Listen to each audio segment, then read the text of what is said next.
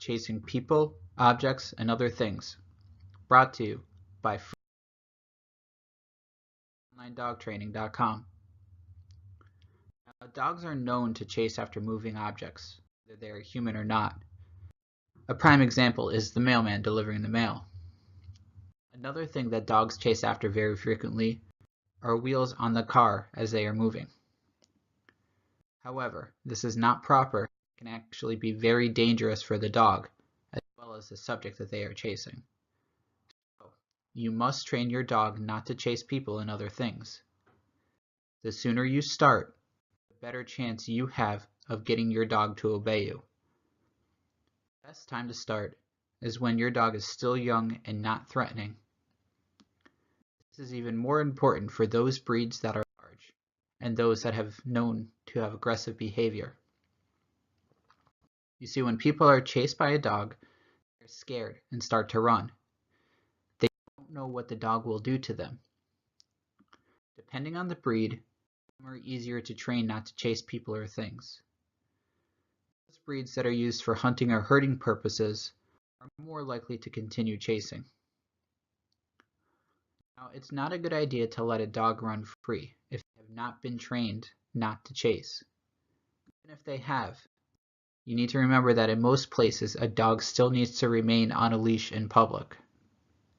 When you are training your dog, try to do it in a safe area that is built in. An ideal place would be a yard that is completely fenced in. This way, the dog will be able to concentrate on what you are trying to do with him. You want your dog to understand that you are trying to teach him the proper behavior. Also, the dog must be given a chance to go over the behavior that you are trying to teach him. You can also try training your dog in your home. This is another way of keeping the dog in a very controlled environment. What you do is place a leash on the dog, and then you and your dog will stand at one end of the hallway or one end of the room. Then, get a small ball and wave it in front of them, but you will not let the dog touch the ball. Roll the ball to the other end of the hallway or the room that you're in and use the command off. This command lets the dog know that they are not to chase after the ball. However, if they do start to go after it, say the command off again and gently and firmly tug the leash. It is very important that your dog not touch the ball at all. If you do allow him to touch the ball, they will think that the command off means that they can touch it. So do this several times or until your dog has learned what the command means. And after the dog has gotten the message, make sure to give him a treat as a reward for learning that command. Now, try the same thing, but go to another room. Repeat the process again and again in more rooms of your home.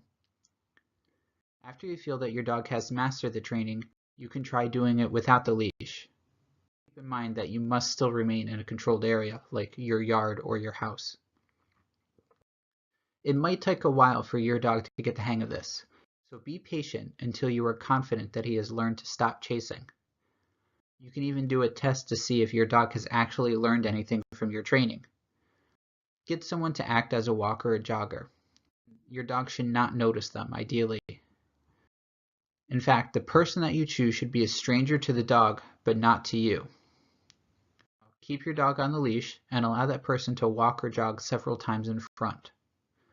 During this time, you will use the off command again, and see if your dog will remain still or try to chase after the person. If they do try to run, just gently and firmly tug on the leash.